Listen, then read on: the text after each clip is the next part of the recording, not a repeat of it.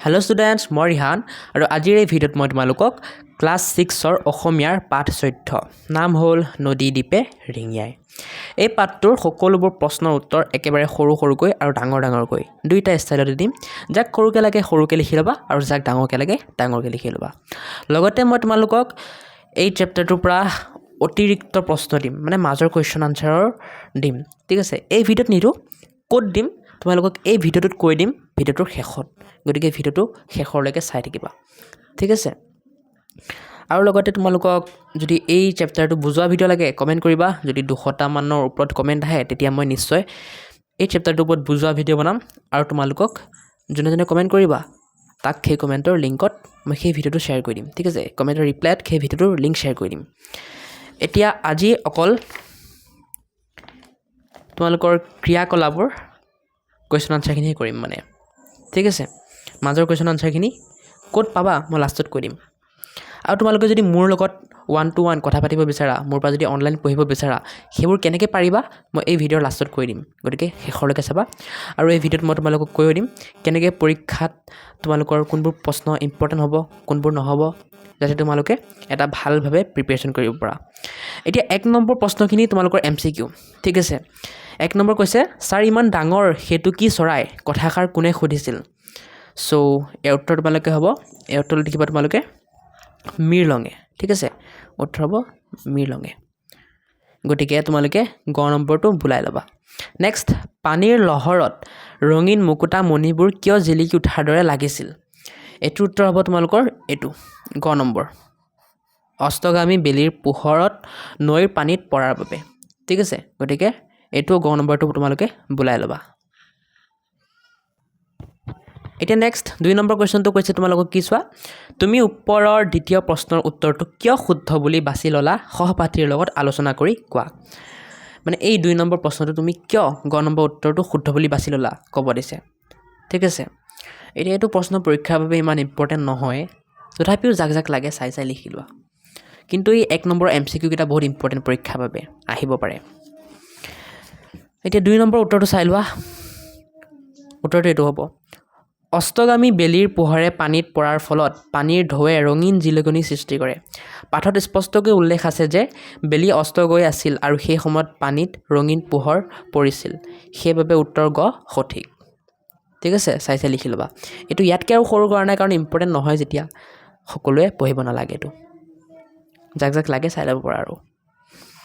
এতিয়া নেক্সট তোমালোকক 3 নম্বৰ কৈছে, নদী দ্বীপে ৰিঙিয়াই পাঠটো পঢ়া আৰু ভ্ৰমণ কাহিনীটো সহপাঠীৰ লগত বৰ্ণনা কৰা। গতিকে পাঠটো পঢ়িবা আৰু নিজৰ ফ্ৰেণ্ডছৰ লগত পাঠটোৰ বিষয়ে আলোচনা কৰিবা। 4 নম্বৰ, তলত দিয়া শব্দবোৰৰ অৰ্থ অভিধান চাই লিখা।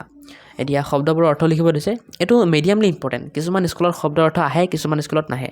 গতিকে যাৰ স্কুলত শব্দৰ অৰ্থ আহে পৰীক্ষাত তোমালোকে চোৱা, লিখি লোৱা, আৰু যাৰ নাহে তোমালোকৰ কাৰণে ইম্পৰ্টেণ্ট নহয় ইমান। মই দিয়াতটো দি আছোঁ, যাক লাগে লিখি লোৱা। এতিয়া 4 নম্বৰ উত্তৰ, অপৰূপ শব্দটোৰ অৰ্থ হ'ল অতি সুন্দৰ বা ধুনীয়া।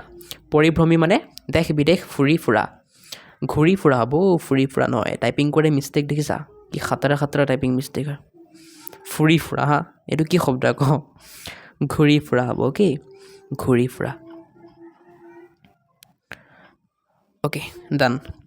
নেক্সট, দলিচা অৰ্থ হ'ব কাপোৰ বা সূতাৰে বোৱা পাৰি দিয়া বস্তু।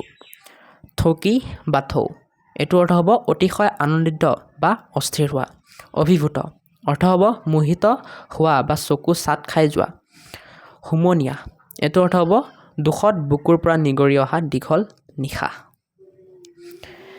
নেক্সট আমি এতিয়া 5 নম্বৰত যাওঁ।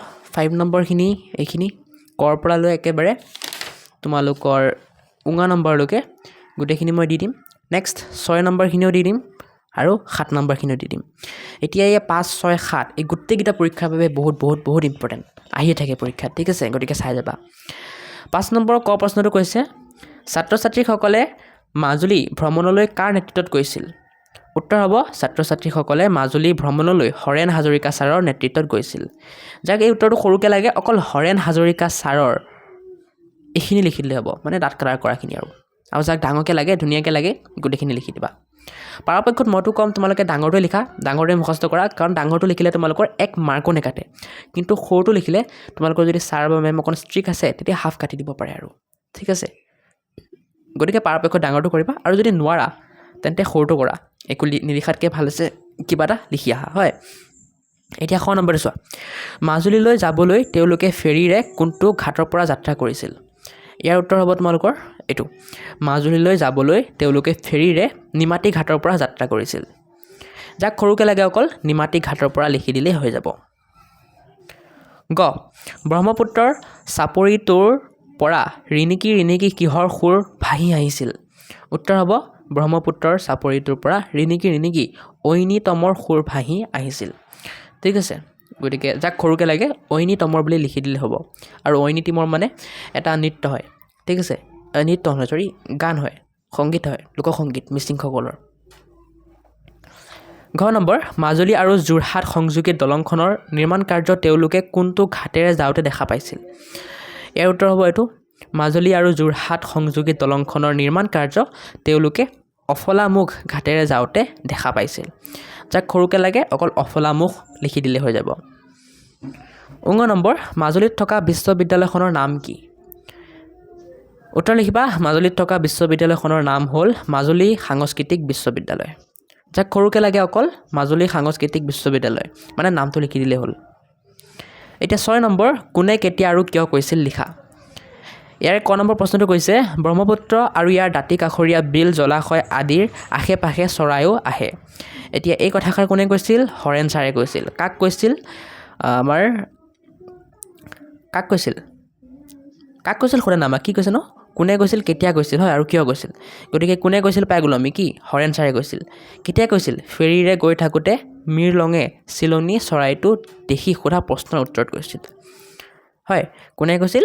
হৰেণ ছাৰে কৈছিল। কেতিয়া কৈছিল? ফেৰীৰে গৈ থাকোঁতে কৈছিল।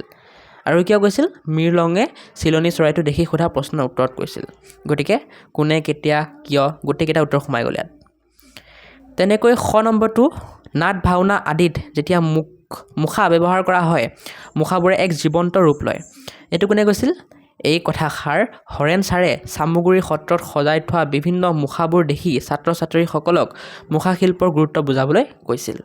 গতিকে লিখি ল'বা, ইয়াত থাকি সৰু হ'ব নোৱাৰে। ইয়াত থাকি সৰু কৰিলে যদি মই উত্তৰটো ইয়াত থাকি সৰু কৰোঁ তেতিয়া তোমালোকৰ মেইন উত্তৰটো নোসোমাবই আৰু 1 মাৰ্কো নাপাবা। গতিকে সকলো এইটোৱে লিখিব লাগিব, ঠিক আছে, ইয়াত থাকি সৰু নহ'ব আৰু। এতিয়া 7 নম্বৰ, বানপানী আৰু গৰাখহনীয়া মাজুলীত কেনেধৰণৰ সমস্যাৰ সৃষ্টি কৰিছে পাঠৰ আধাৰত বুজাই লিখা। উত্তৰ লিখিবা, বানপানী আৰু গৰাখহনীয়াৰ ফলত মাজুলীৰ বহু মাটি ব্ৰহ্মপুত্ৰৰ বুকুত জাহ গৈছে। ইয়াৰ ফলত মাজুলীৰ ভৌগোলিক পৰিসৰ সৰু হৈ আহিছে আৰু বহুতো ঐতিহাসিক সত্ৰও নিশ্চিহ্ন হৈ গৈছে। এতিয়া 5, 6, 7 গোটেইকেইটা ইম্পৰ্টেণ্ট হয় পৰীক্ষাৰ কাৰণে মই ক'লোৱেই, কিন্তু 8 নম্বৰটো ইম্পৰ্টেণ্ট নহয়, ঠিক আছে। তথাপিও মই দি আছোঁ, চাই লিখি ল'বা। এটা দিয়া আছে শুকুলা, শুকুলা মানে শুকুলা ৰঙে কি বুজাইছে? কহুৱা বুজাইছে, হয়। তেনেকৈ বাকী কিছুমান ৰং মই দি দিছোঁ আৰু সেই ৰংবোৰে পাতটোত কি বুজাইছে ইয়াত লিখি দি আছোঁ, তোমালোকে চাই লিখি ল'বা। এইকেইটা শুকুলাটোৱে কহুৱা বুজাইছে, হয়। সেউজীয়াটোৱে কি বুজাইছে? মাজুলীৰ শস্য বন জংঘল এইবোৰ বুজাইছে। তেনেকৈ নীলা, ৰঙা, গাঢ় কলাই কি বুজাইছে তোমালোকে চাই লিখি ল'বা। ইম্পৰ্টেণ্ট নহয় পৰীক্ষাৰ কাৰণে, একদমেই ইম্পৰ্টেণ্ট নহয়। এতিয়া 9 নম্বৰ, বাক্য ৰচনা কৰা। এইকেইটা কোনো পৰীক্ষাৰ কাৰণে ইম্পৰ্টেণ্ট হয়, বৰ ইম্পৰ্টেণ্ট হয় বাক্য ৰচনা কৰাখিনি। মই একদম সৰুকৈ আৰু তোমালোকে বুজি পাব পৰাকৈ লিখি আনিছোঁ, যাতে তোমালোকে সোনকালে মুখস্থ কৰি পৰীক্ষাত লিখিব পাৰা। এতিয়া হাঁহি স্ফূৰ্তি দি এই বাক্যটো ৰচনা কৰিবা। মই পঢ়ি দিয়া নাই আৰু, নহ'লে ভিডিঅ'টো বহুত লং হৈ যাব, ঠিক আছে। হালি জালি দি এইটো বাক্য ৰচনা কৰিবা। ৰিণিকি ৰিণিকি দি এইটো বাক্য ৰচনা কৰিবা। গাই ডামুৰি দি এইটো। নাট ভাওনা দি এইটো, ঠিক আছে। চাই লিখি ল'বা। এতিয়া নেক্সট তোমালোকৰ দিছে জানো আহা। ইয়াত তোমালোকৰ অব্যয় পদৰ বিষয়ে কৈছে, ঠিক আছে, অব্যয় পদ। আৰু এই জানো আহাখিনি পঢ়ি পেলাই তোমালোকক এই 10 নম্বৰখিনি সলিউশ্যন কৰিব দিছে। এতিয়া তোমালোকে পঢ়িবা এইখিনি জানো আহাখিনি, মই এই 10 নম্বৰখিনি সলিউশ্যন কৰি দি আছোঁ।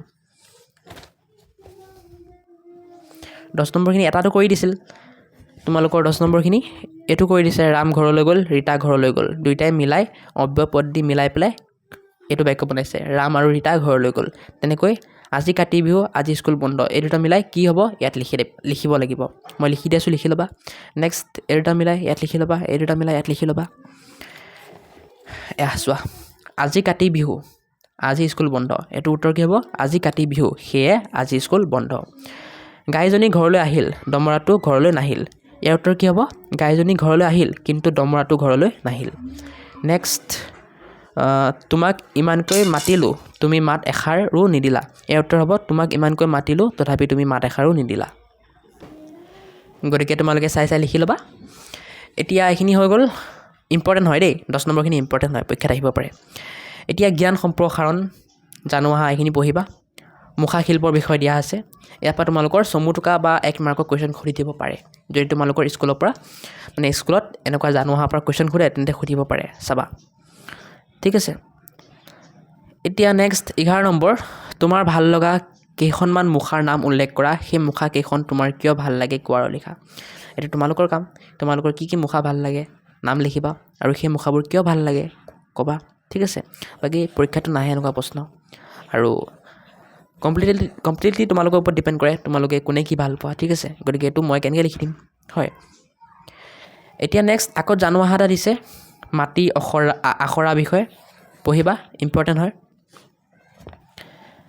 নেক্সট 12 নম্বৰ তোমালোকক মাটি আখৰা আৰু সত্ৰীয়া নৃত্যৰ বিষয়ে বেলেগ বেলেগ উৎসৰ পৰা জানিব দিছে জানি পেলাই লিখিব দিছে এতিয়া যেহেতু এইটো লিখা কাম গতিকে ভিন উৎসৰ পৰা মই বিচাৰি পেলাই মই লিখি দিছোঁ তোমালোকে লিখি ল'বা চাই হ'ব 12 নম্বৰ উত্তৰটো মই লিখি দিছোঁ চাই লোৱা 12 নম্বৰটো ইমান এটা ইম্পৰ্টেণ্ট নহয় দেই আহিব পাৰে নাহা বুলি নকওঁ কিন্তু ইমান এটা ইম্পৰ্টেণ্ট নহয় এতিয়া 12 নম্বৰ উত্তৰত লিখিবা মাটি আখৰা আৰু তাৰ বিষয়ে এইখিনি চমুকৈ লিখি দিবা নেক্সট সত্ৰীয়া নৃত্য তাৰ বিষয়ে এইখিনি চমুকৈ লিখি দিবা ঠিক আছে এতিয়া 12 নম্বৰ হৈ গ'ল প্ৰকল্পৰ 13 নম্বৰ 14 নম্বৰ এইবোৰ তোমালোকে নিজে কৰা বস্তু গতিকে নিজে কৰিবা ইয়াৰ কোনো লিখিত উত্তৰ দিব নালাগে ঠিক আছে সো এইখিনিতে আজি ভিডিওটো সমাপ্ত হ'ব লাগে কাৰণ আৰু প্ৰশ্ন উত্তৰ নাই নেক্সট তোমালোকৰ পাঠ 15 আছে লাষ্ট পাঠ অসমীয়াৰ হয় ক্লাছ 6 অসমীয়াৰ লাষ্ট একদম মহোহ গীত এই পাঠটোৰ ওপৰত মই নিশ্চয় ভিডিও বনাম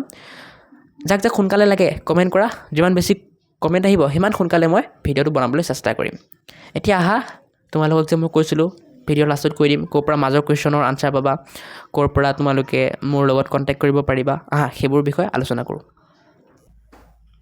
সো ষ্টুডেণ্টছ তোমালোকে মাজৰ কুৱেশ্যন মানে সকলো চেপ্টাৰৰ মাজৰ প্ৰশ্ন উত্তৰ লগতে তোমালোকক মোৰ লগত যদি কণ্টেক্ট কৰিব বিচাৰা তেতিয়া কেনেকৈ পাৰিবা সেই সকলোবোৰ বস্তু মই মোৰ ভিডিঅ'ৰ ডেছক্ৰিপশ্যনত দি থ'ম ঠিক আছে এতিয়া যোনে ডেছক্ৰিপশ্যন খুলিব জানা ঠিক গুড ভাল আৰু যোনে নাজানা মই শিকাই দি আছোঁ তোমালোকে চাই এনেকৈ খুলিব পাৰিবা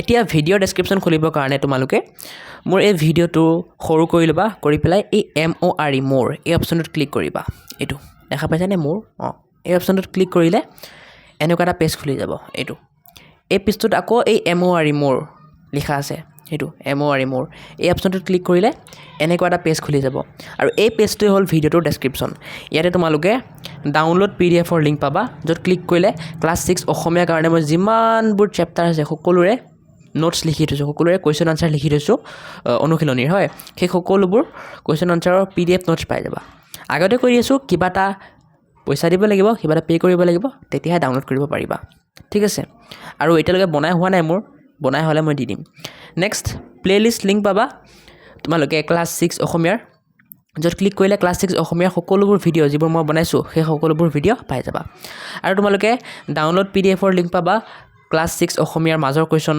আনচাৰৰ ঠিক আছে পাঠৰ মাজৰ কুৱেশ্যন আনচাৰৰ তাত ক্লিক কৰিলে ক্লাছ 6 অসমীয়াৰ সকলো পাঠৰ মাজৰ কুৱেশ্যনৰ PDFটো পাই যাবা য'ত তোমালোকৰ গোটেই ক্লাছ 6 অসমীয়াৰ যিমান চেপ্টাৰ আছে সকলো চেপ্টাৰৰ মাজৰ কুৱেশ্যন আনচাৰ মই লিখি দিছোঁ সেইটো তোমালোকে কিবা এটা পে' কৰিব লাগিব ফ্ৰী নহয় যাক লাগে ডাউনলোড কৰি ল'ব পাৰিবা আৰু যোনে মোৰ লগত কণ্টেক্ট কৰিব বিচাৰা মোৰ লগত কথা পাতিব বিচাৰা তোমালোকৰ যি প্ৰব্লেম আছে যি ষ্ট্ৰেটেজি লাগে পঢ়া শুনাত কিবা দিগদাৰ হৈছে নেকি তোমালোকে যদি মোৰ লগত কথা পাতিব বিচাৰা তেন্তে মই ইয়াতে লিংক দি দিম মানে ইয়াতে মোৰ হোৱাটছএপ নাম্বাৰটো দি দিম সেই নাম্বাৰটোত ক্লিক কৰি পেলাই সেই নাম্বাৰটো লৈ পেলাই তোমালোকে মোক হোৱাটছআপত মেছেজ কৰিবা তাত কিবা এটা পে' কৰি পেলাই ধৰা 400 ৰুপিজ এটা পে' কৰি পেলাই মোৰ লগত কথা পাতিব পাৰিবা ঠিক আছে চ' যাক যাক লাগে তোমালোকে ল'ব পাৰা মেছেজ কৰিবা মোক ঠিক আছে নেক্সট মোৰ হোৱাটছআপ চেনেল ইনষ্টাগ্ৰাম ফেচবুক এইবোৰৰ লিংক আছে গৈ পেলাই ফ'ল' কৰি দিবা আৰু মই ভৱিষ্যতে এটা এপ লঞ্চ কৰিম বুলি ভাবি আছোঁ যেতিয়া এপটো লঞ্চ কৰিম তোমালোকক মই ইয়াতে লিংক দি দিম গৈ পেলাই ডাউনলোড কৰি ল'বা এতিয়া আজি ভিডিঅ'টো এইখিনিতে সামৰি মাৰোঁ তোমালোকৰ যদি ভিডিঅ'টো ভাল লাগিল এটা কমেণ্ট কৰি দিবা তোমালোকে কমেণ্ট কৰিলে মোৰ বহুত ভাল লাগে আৰু তোমালোকৰ কাৰণে এনেকুৱা ভিডিঅ' বনাব মন যায় বাই বাই